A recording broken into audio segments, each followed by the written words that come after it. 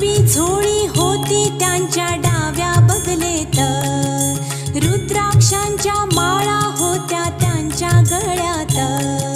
भगवी झोळी होती त्यांच्या डाव्या बगलेत, रुद्राक्षांच्या माळा